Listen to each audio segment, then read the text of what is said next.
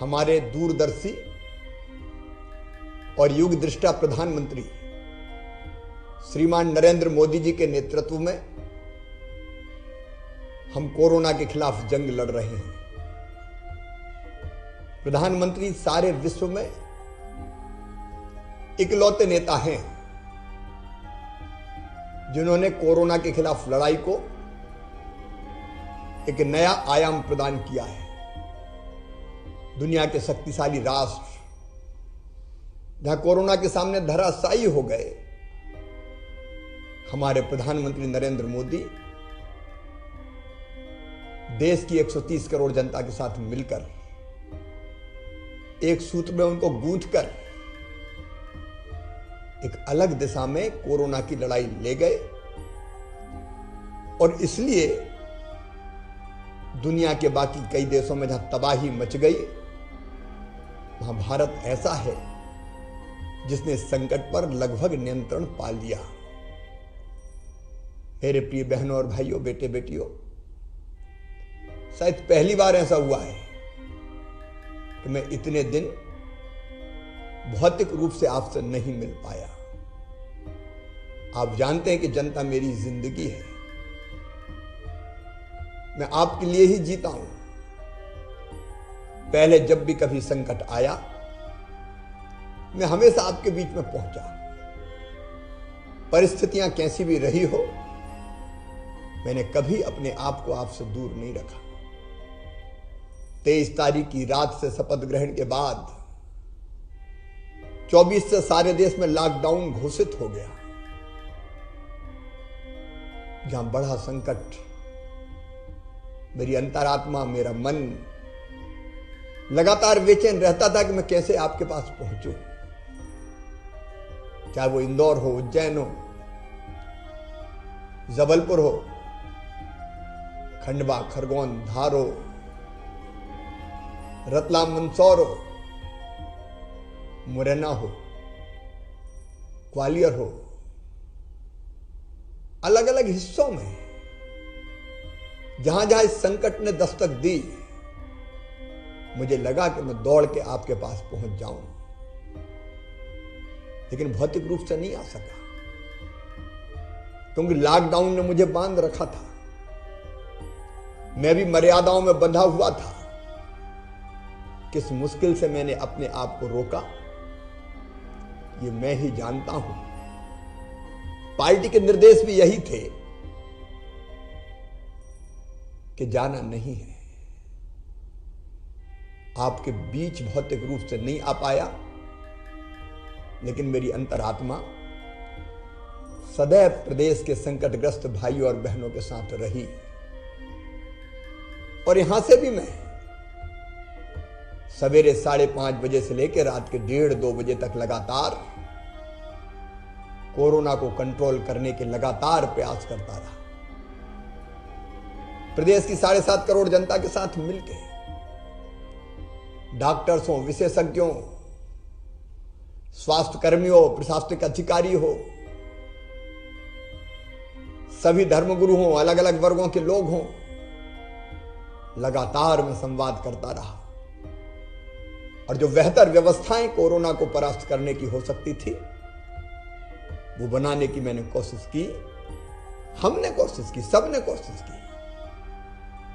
सारा समाज, सारा प्रदेश एक हो गया। हम मिलकर लड़े, सामूहिकता के साथ लड़े। कई समाजसेवी संगठन, कई समाजसेवी महानुभाव, सेवा के नया इतिहास उन्होंने रचा। हमारे कोरोना योद्धा, उनको मैं प्रणाम करता हूं। आज भारत की तीनों सेनाओं ने उनका अभिनंदन किया है। लगातार अपनी जान जोखिम में डालकर कोरोना के खिलाफ जंग लड़ते रहे। और आज इसी का परिणाम है कि देश में भी और विशेषकर मध्य प्रदेश में भी अब कोरोना संकट को हमने काफी कुछ नियंत्रित कर लिया है। अब यह पहली बार हो रहा है कि जितने पेशेंट पॉजिटिव आ रहे हैं उससे ज्यादा स्वस्थ होकर घर जा रहे हैं।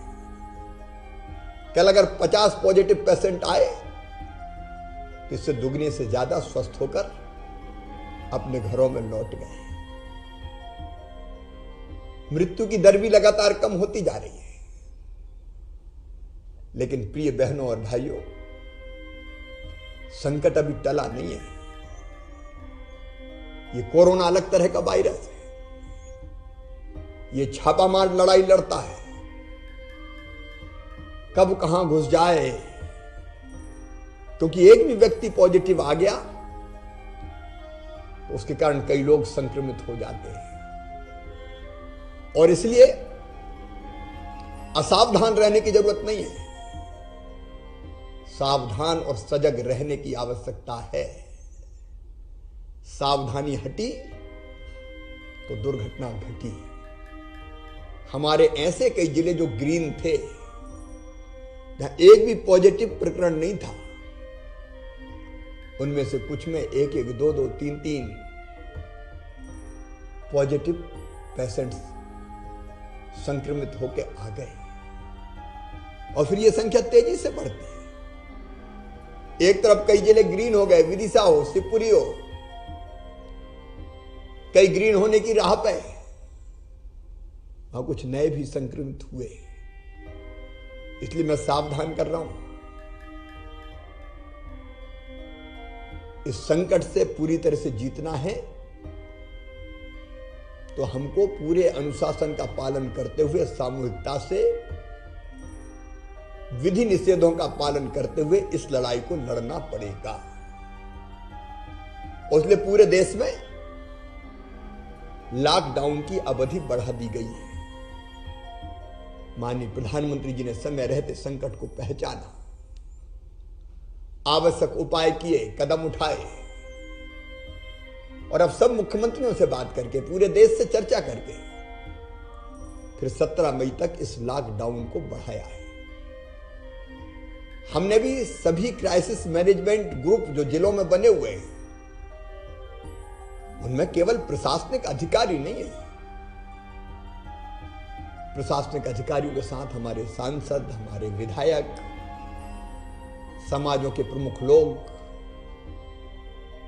सब सम्मिलित है। सबने एक स्वर से तय किया कि लॉकडाउन को अभी खोलना उपयुक्त नहीं होगा। यह संकट को फिर से निमंत्रण देना होगा। और इसलिए लॉकडाउन की अवधि 17 मई तक बढ़ाई जा रही है। लेकिन इस बार लॉकडाउन अलग ढंग से होगा। इसका स्वरूप परिवर्तित हो जाएगा। जान तो बचाना है, संक्रमण रोकना है, लेकिन जहान की चिंता भी करना है। और इसलिए माननीय प्रधानमंत्री जी ने, गृह मंत्रालय ने, गृह मंत्री जी ने, भारत सरकार ने नई गाइडलाइन भेजी है। और उस गाइडलाइन के हिसाब से जिलों को 3 भागों में बांटा गया है। हमारे प्रदेश में भी 3 भागों में जिले हमने बांटे हैं। एक, वो जिले जो रेड जोन में है, मतलब जहां संक्रमण ज्यादा है, फैलने का खतरा भी है। दूसरे, ऑरेंज जोन, संक्रमण है लेकिन उतना नहीं है जितना रेड जोन में है, कुछ इलाके में है। और तीसरा, ग्रीन जोन, वो जिले यहां संक्रमण नहीं है या इक्का दुक्का मामला है। तो पूरे प्रदेश को इन 3 भागों में बांटा गया है। और 3 भागों में बांटते हुए यह फैसला किया गया है कि कुछ गतिविधियां अलग अलग जोन में जारी रह सकेंगी। मैं आज इस बारे में आपको ठीक ढंग से बताना चाहता हूं, आप ध्यान से सुनिएगा, क्योंकि संक्रमण भी रोकना है और लोगों की रोजी रोटी का इंतजाम भी करना है, आर्थिक गतिविधियां भी चालू रखना है, करना है। और इसलिए कुछ गतिविधियां रेड हो, ऑरेंज हो या ग्रीन हो, सब में प्रतिबंधित रहेंगी। सभी प्रकार की घरेलू और अंतर्राष्ट्रीय हवाई यात्रा, रेल सेवाएं, अंतर्राज्यीय बस सेवा मतलब एक राज्य से दूसरे राज्य में जाने वाली बसें, मेट्रो रेल हमारे यहां नहीं है इसलिए उसका जिक्र करने की आवश्यकता नहीं है। हमारे राज्य के नागरिक दूसरे राज्य में नहीं जा सकेंगे। सभी स्कूल बंद रहेंगे, कॉलेज, कोचिंग संस्थान, प्रशिक्षण संस्थान ऑनलाइन अध्ययन को छोड़कर ऑनलाइन अध्ययन किया जा सकेगा। स्वास्थ्य, पुलिस, शासकीय अधिकारी, स्वास्थ्य कर्मी, लॉकडाउन में फंसे लोगों हेतु आवश्यक हॉस्पिटैलिटी सेवाओं को छोड़कर अन्य सभी हॉस्पिटैलिटी सेवाएं प्रतिबंधित रहेंगी। Cinema, shopping mall, gym, swimming pool, sports complex, मनोरंजन पार्क, थिएटर, बार या अहाता, ऑडिटोरियम, सामुदायिक भवन और इसके समरूप अन्य स्थान, ये सब प्रतिबंधित रहेंगे। सभी प्रकार के सामाजिक, राजनीतिक, खेलकूद संबंधी, साहित्यिक, सांस्कृतिक एवं धार्मिक कार्यक्रम एवं गतिविधियां, इसकी अनुमति नहीं होगी। सभी धार्मिक स्थान, पूजन स्थल एवं धार्मिक समारोह नहीं होंगे। सभी जोन्स में ध्यान से सुने, क्योंकि सीनियर सिटीजन को इस वायरस से खतरा ज्यादा होता है। इसलिए 60 साल से ज्यादा आयु के नागरिक, दिव्यांग, गर्भवती बहनें और 10 साल से कम उम्र के बच्चे ये घर पर भी रहेंगे। मेरे बुजुर्गों और मेरे छोटे छोटे भांजे भांजियों, आपको अपनी सुरक्षा के लिए अपने घर में ही रहना है। आवश्यक कार्य या स्वास्थ्य संबंधी कारणों से ही अत्यावश्यक कार्य जैसे चिकित्सा संबंधी, तो ही इनमें से कोई घर के बाहर जा सकेगा। शाम 7 बजे से लेकर सवेरे 7 बजे तक अत्यावश्यक सेवाओं को छोड़कर लोगों का आवागमन प्रतिबंधित रहेगा। कृपया करके शाम 7 बजे से लेके सवेरे 7 बजे तक कोई घर से ना निकले। ये पूर्णतः प्रतिबंधित गतिविधियां हैं। अब इसके अतिरिक्त रेड जोन में कंटेनमेंट एरिया के बाहर, ध्यान से सुनिए, रेड जोन में कंटेनमेंट एरिया के बाहर निम्न गतिविधियां संचालित की जा सकती हैं। लोगों का आवागमन केवल उन गतिविधियों के लिए हो सकेगा जिसकी अनुमति हो। 4 पहिया वाहन में अधिकतम 3 लोग एक ड्राइवर और 2 यात्री ही बैठकर जाने की अनुमति होगी, इससे ज्यादा नहीं जा सकेंगे। विशेष आर्थिक क्षेत्र सेज SEZ की गतिविधियां चालू होंगी। निर्यात इकाइयां मतलब ऐसी यूनिट जो अपने उत्पादन का एक्सपोर्ट करती है वो चालू रहेंगी। औद्योगिक क्षेत्र एक्सेस कंट्रोल के साथ चालू रहेंगे। अत्यावश्यक वस्तुओं और सेवाओं के निर्माता, ऐसे उद्योग जिनमें उत्पादन की निरंतरता आवश्यक है।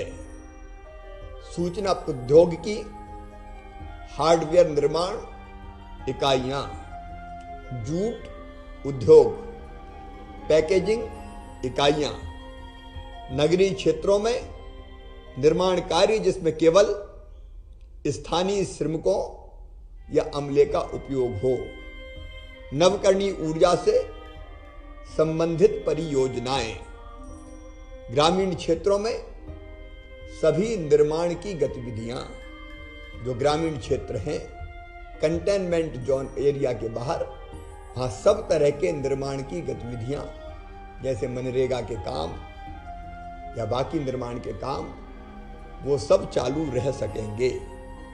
आवश्यक वस्तुओं का विक्रय करने वाली दुकानें, जो जरूरी चीजें हैं उनको बेचने वाली दुकानें, ग्रामीण क्षेत्रों में सभी प्रकार की दुकानें, सभी तरह की दुकानें खुल सकेंगी। अत्यावश्यक सेवाओं से जुड़ी ई-कॉमर्स गतिविधियां, निजी कार्यालय 33% अमले के साथ, पूरे अमले के साथ नहीं। सरकारी कार्यालय उप सचिव एवं उच्च स्तर पर 100% उपस्थिति के साथ एवं शेष 33% अमले के साथ ये रेड जोन में कंटेनमेंट एरिया के बाहर ये गतिविधियां संचालित हो सकेंगी। कंटेनमेंट जोन में प्रवेश और निकास का द्वार एक ही होगा, पूरी तरह से सील करके रखा जाएगा। केवल अत्यावश्यक सेवाओं और मेडिकल इमरजेंसी के लिए लोगों को आवागमन की अनुमति होगी। आने और जाने वाले प्रत्येक व्यक्ति का रिकॉर्ड रखा जाएगा। अब ऑरेंज जोन में कंटेनमेंट एरिया के बाहर शेष गतिविधियां संचालित हो सकती है। जो मैंने बताई वो सारी गतिविधियां रेड जोन में चालू रहेंगी, वो तो रहेंगी, लेकिन उसके अतिरिक्त ऑरेंज जोन में टैक्सी और कैब में अधिकतम 3 लोग, एक ड्राइवर और 2 यात्री बैठकर जाने की अनुमति होगी। एक जिले से दूसरे जिले में लोगों का आवागमन केवल उन गतिविधियों के लिए हो सकेगा जिसकी अनुमति हो। उन क्षेत्रों में भी, इन क्षेत्रों में कृषि से संबंधित सभी कार्य, सभी प्रकार की दुकानें, आवासीय परिसरों में शॉपिंग कॉम्प्लेक्स, कपड़े की दुकानें, बिजली की दुकानें, मार्केट के बाहर स्थापित एकल दुकान, मार्केट नहीं खुलेगा, लेकिन मार्केट के बाहर अलग अलग दुकान होती है, तो एकल दुकानें, ऑटो रिक्शा, नगर सेवा की बसें एवं समस्त प्रकार के उद्योग, सभी निर्माण कार्य, मनरेगा के कार्य आदि सभी प्रकार की गतिविधियों की अनुमति होगी। ये गतिविधियां चालू की जा सकेंगी। और बहनों, भाइयों, बेटे बेटियों, ग्रीन जोन में वो गतिविधियां तो चालू रहेंगी जो रेड जोन में और ऑरेंज जोन में चालू रहेंगी, लेकिन उनके अतिरिक्त सभी प्रकार की गतिविधियां ग्रीन जोन में संचालित की जा सकती हैं। जैसे कृषि से संबंधित सभी कार्य, सभी प्रकार की दुकानें, आवासीय परिसरों में शॉपिंग कॉम्प्लेक्स, मॉल नहीं, आवासीय परिसरों में शॉपिंग कॉम्प्लेक्स, मार्केट कॉम्प्लेक्स के बाहर स्थापित एकल दुकानें, मतलब अकेली अकेली दुकान, ऑटो रिक्शा, नगर सेवा की बसें, ग्रामीण क्षेत्र में समस्त उद्योग, समस्त निर्माण कार्य, वाहन शोरूम, उपकरण मरम्मत, वाहन सर्विसिंग, मनरेगा के कार्य, सभी प्रकार की गतिविधियां, एक्सेस कंट्रोल के साथ औद्योगिक क्षेत्र, आवश्यक वस्तुओं सेवाओं के निर्माता, ऐसे उद्योग जिनमें उत्पादन की निरंतरता है, सूचना प्रौद्योगिकी और हार्डवेयर निर्माण की इकाइयां, और ग्रीन जोन में 50% क्षमता के साथ बसें भी चलेंगी। मतलब जो जिले ग्रीन जोन में आते हैं उनमें परिवहन की बसें चलेंगी, लेकिन अगर बस 50 सीटर है तो केवल 25 यात्री उसमें बैठेंगे। फिजिकल डिस्टेंसिंग का पालन करते हुए भर के नहीं जाएंगे, सारी सीट नहीं भरेंगी। बस डिपो भी 50% क्षमता के साथ संचालित हो सकेंगे। विवाह कार्यक्रम में जिला कलेक्टर अधिकतम 50 व्यक्तियों को शामिल होने की अनुमति देंगे। अब विवाह कब तक आखिर रोके?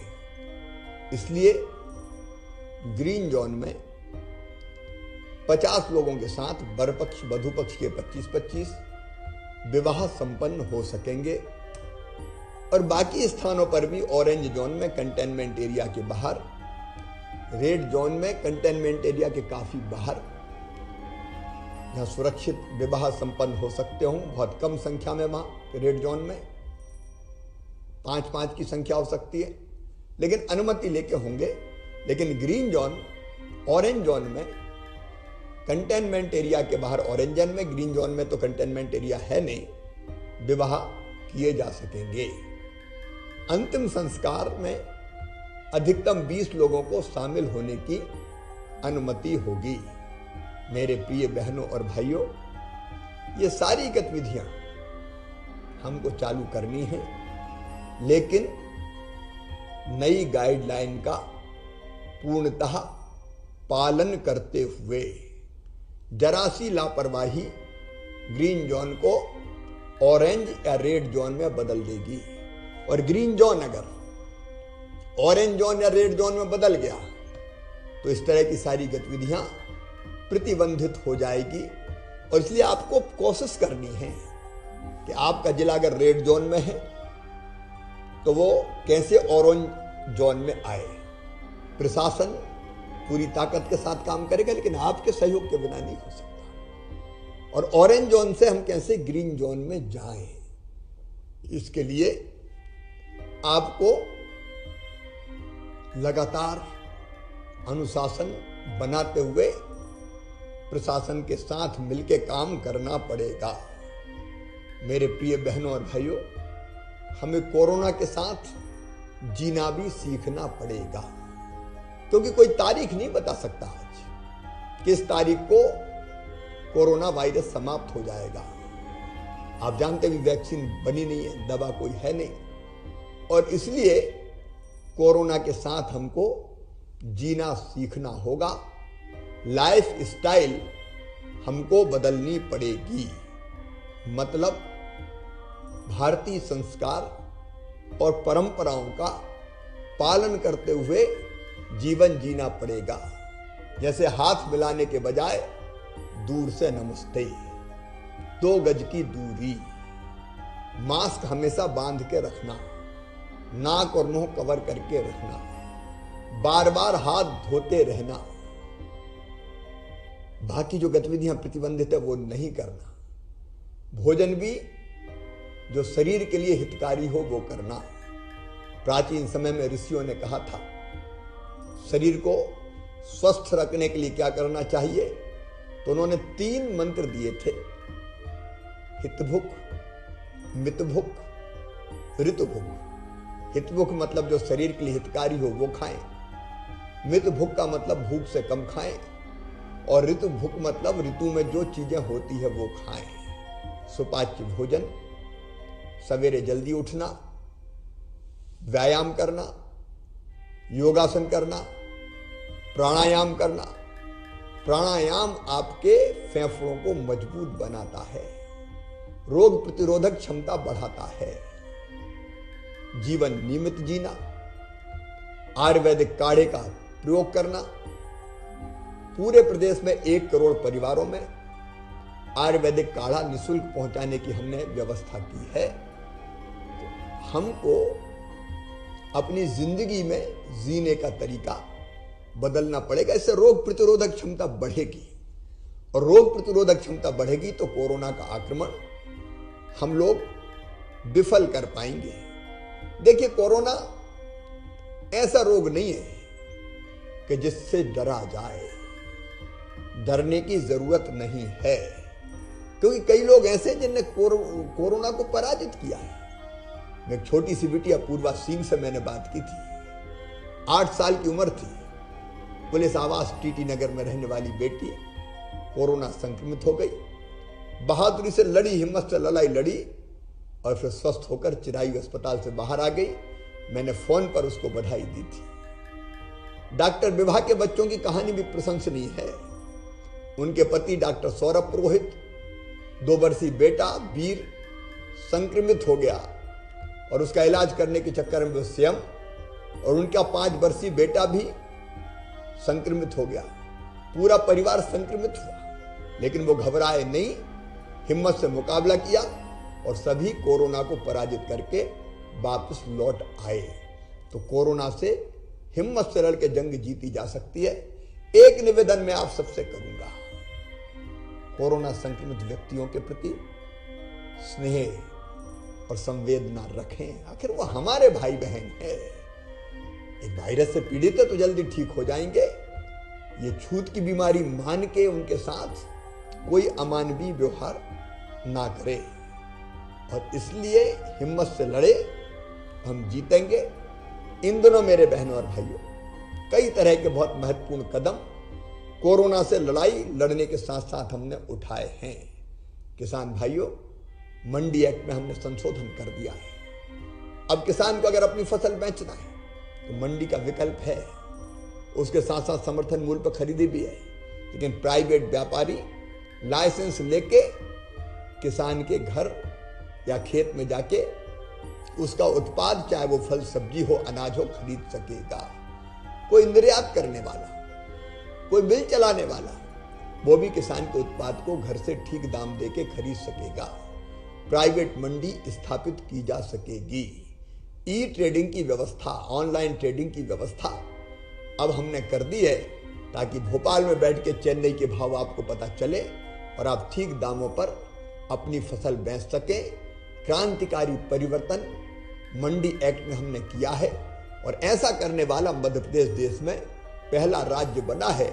अधिक विकल्प किसान को हो और वो ज्यादा प्रतिस्पर्धी दरों पर अपने उत्पादन को बेच सके। हमने गेहूं की खरीदी 15 अप्रैल लेट शुरू की थी, लेकिन कल तक गेहूं 7,05,000 किसानों से हम खरीद चुके हैं। चने और मसूर, सरसों की खरीदी भी अब धीरे धीरे जोर पकड़ रही है। हमने फसल बीमा योजना के 2,990 करोड़ रुपया किसानों के खाते में पहुंचाने का काम किया है। मेरे प्रिय बहनों और भाइयों, निर्माण मजदूरों के खाते में कल 1,000 रुपए की और दूसरी किस्त मैंने डाली है, ताकि इस मुश्किल वक्त में उनका समय कट जाए। जो बाहर फंसे हुए मजदूर हैं, उनको निकालने के काम में हम लगातार लगे। 60,000 मजदूर बसों से निकाल के हम लेके आए हैं, और अब भारत सरकार को मैं धन्यवाद देता हूं, ट्रेनों की व्यवस्था की जा रही है। हमने जो बाहर फंसे हुए मजदूर हैं, उनको मैं निवेदन करना चाहता हूं, वो घबराएं ना। अभी हमारी 31 ट्रेनें, 22 महाराष्ट्र, 2 गुजरात, 1 दिल्ली, 2 गोवा, 4 अन्य स्थानों से अभी चलेंगी। 37,500 मजदूर इनसे लाएंगे। इसके बाद दक्षिण के राज्यों के लिए भी ट्रेनों से लाने का प्लान हम लोगों ने तैयार किया है। रेल मंत्रालय से हम लोग बात लगातार कर रहे हैं। हम मजदूरों को निकाल के लाएंगे और रेलवे को जो खर्चा लगेगा वो प्रदेश की सरकार जमा करेगी, मजदूर भाई बहनों को नहीं देना पड़ेगा।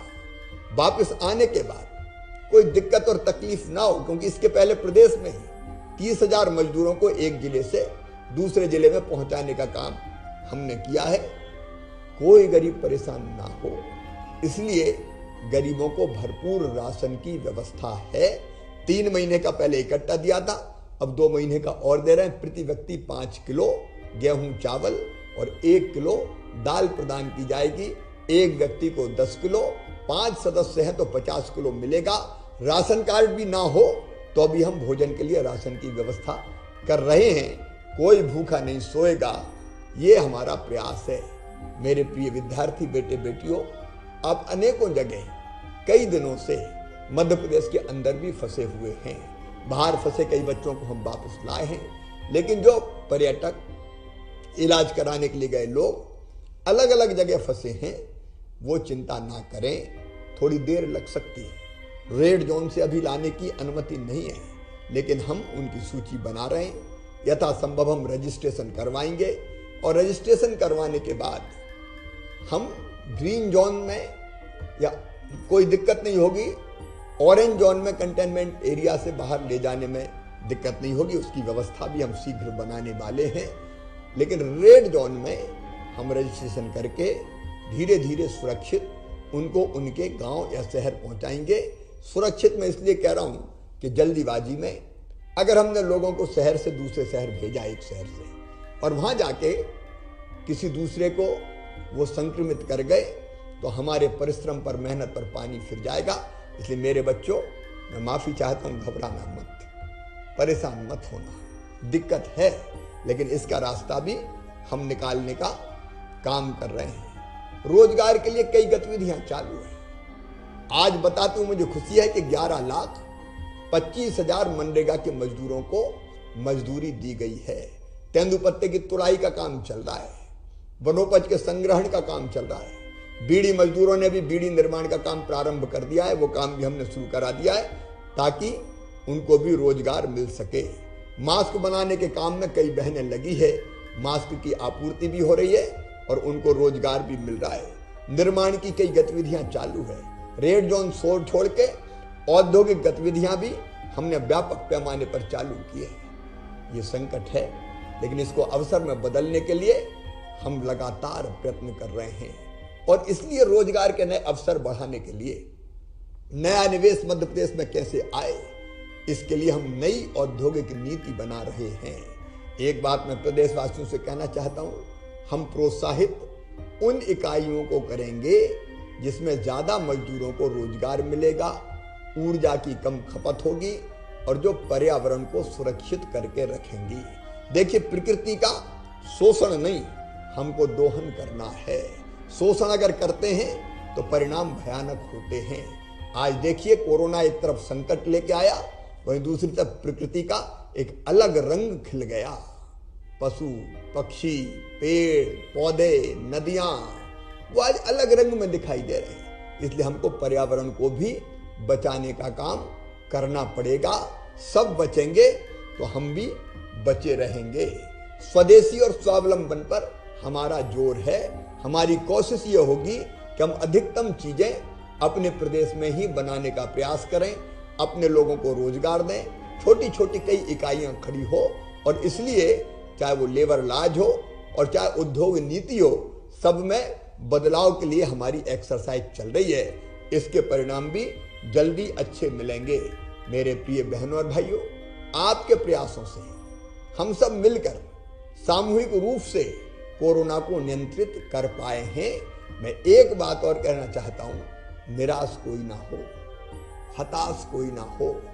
भगवान श्री कृष्ण से अर्जुन ने पूछा कि अच्छा श्रेष्ठ व्यक्ति किसको कहते हैं, तो भगवान श्री कृष्ण ने एक श्लोक जो गीता में कहा, मैं वो आपको सुनाना चाहता हूं। उन्होंने कहा, मुक्त संगो अनहमवादी धृति उत्साह समन्विता सिद्धि असिद्धियों निर्विकारा कर्ता सात्विक उच्चते। मुक्त संगो मतलब सबके साथ, कुछ लोगों के साथ नहीं। मुक्त संगो, हम सब मिलकर साथ, कुछ साथ है कुछ साथ नहीं है, ये नहीं। किसी भी धर्म के, किसी भी उपासना पद्धति के लोग, किसी भी समाज के हो, किसी भी वर्ग के हो, जो सबको मिलकर सबके साथ काम कर सके, वो मुक्त संगो। अनहमवादी मतलब अहंकार छोड़कर जो काम करे, निरहंकार हो। मुक्त संगो अनहमवादी। धृति मतलब धैर्य। कोरोना का संकट आ गया तो घबरा गए, क्या करेंगे? नहीं, धैर्य रखना है और धैर्य रखते हुए रास्ता निकालना है। उत्साह, दिन और रात काम है। संकट तो जूझेंगे, मिलकर लड़ेंगे और जीतेंगे। उत्साह से भरे रहें और सिद्धि असिद्धियों निर्विकारा। सफलता मिली तो ठीक है, हमने कोशिश की और संक्रमण थोड़ा बहुत और बढ़ गया तो घबराएं काहे को? फिर से कोशिश करेंगे, इसको पूरी तरह से नियंत्रित करेंगे। ऐसे व्यक्तियों को श्रेष्ठ व्यक्ति कहते हैं, सात्विक व्यक्ति कहते हैं। ये भगवान श्री कृष्ण ने कहा। इसलिए मैं आपसे निवेदन करना चाहता हूं कि हम इस मंत्र के अनुरूप अपना आचरण और अपना व्यवहार बनाए। डरना नहीं है, थकना नहीं है, लड़ना है और जीतना है। मानसिकता हमेशा सकारात्मक रखना। एक जगह एक गांव में एक मंदिर का निर्माण हो रहा था। मंदिर के निर्माण के काम में 3 मजदूर पत्थर तोड़ने के काम में लगे हुए थे। मई का महीना था, तपती धूप थी, मजदूर पत्थर तोड़ रहे थे, पसीना बह रहा था। इतने में एक साधु बाबा उस गांव पहुंचे। तीनों मजदूरों को काम करते हुए उन्होंने देखा तो एक मजदूर के पास जाकर रुक गए और उससे पूछा, क्या कर रहे हो भाई? मजदूर का चेहरा गुस्से से तमतमा गया और बाबा की तरफ देख के बोला, दिखता नहीं है क्या? आंखें फूट गई है, किस्मत फूटी है, इसलिए पत्थर तोड़ रहा हूं। गुस्से में कहा। बाबा आगे बढ़ गए। दूसरा मजदूर मिला। दूसरे मजदूर से पूछा उन्होंने, क्या कर रहे हो भाई? तो दूसरा मजदूर अपेक्षाकृत शांत था। उसने कहा, बाबा दुनिया में अगर आए हैं तो जीना ही पड़ेगा और जीने के लिए, आजीविका के लिए, पेट भरने के लिए पत्थर तोड़ने का काम कर रहा हूं। वो तीसरे मजदूर के पास पहुंचे और उससे पूछा, क्या कर रहे हो? मजदूर का चेहरा प्रसन्नता से खिल रहा था और उसने कहा कि बाबा आप देख नहीं रहे, सामने भगवान के मंदिर का निर्माण हो रहा है और भगवान के मंदिर के निर्माण के काम में ये पत्थर तोड़ने का काम मुझे मिला है। मैं कितना सौभाग्यशाली हूं कि भगवान के मंदिर के निर्माण में मेरे हाथ से तोड़े हुए पत्थर लगेंगे। काम 1, दृष्टिकोण 3, किस्मत फूटी है, जीने के लिए कर रहा हूं, पेट भरने के लिए, और एक मेरा सौभाग्य है, भगवान का मंदिर बनेगा मेरे तोड़े पत्थरों से। यह दृष्टिकोण है सकारात्मक। अगर सकारात्मक दृष्टिकोण रखेंगे तो जीवन का आनंद कई गुना ज्यादा बढ़ जाएगा। और इसलिए सभी मेरे भाई बहनों से निवेदन करना चाहता हूं, इस समय हम सबको सकारात्मक रहने की जरूरत है। पूजा, उपासना, अर्चना सब घर में रह के करें। रमजान का महीना है, घर में रहकर ही रोजे रखें और प्रार्थना करें कि जब तक ईद आए ये पूरा संकट समाप्त हो जाए। मंदिर में नहीं जा सकते, घर पर रहकर भगवान की पूजा, अर्चना और उपासना करना और उससे प्रार्थना करना कि प्रभु इतनी शक्ति हमें दो कि संकट से हम मुक्ति पाएं। भगवान तो भाव के भूखे हैं। अगर शुद्ध अंतःकरण से हम उनको पुकारेंगे तो जहां हम पुकारेंगे वो वही हमें दिखाई देंगे, वो वही हमारे साथ होंगे। और इसलिए मेरे प्रिय बहनों और भाइयों, इस समय सकारात्मक दृष्टिकोण रखें। हम कृत संकल्प हैं इस संकट को अवसर में बदलने के लिए और अवसर में बदल के एक नया मध्य प्रदेश गढ़ने के लिए। आइए हम सब साथ आए, इस संकट को भी परास्त करें कोरोना के, और नए मध्य प्रदेश के निर्माण के लिए नई राह बनाएं। बहुत बहुत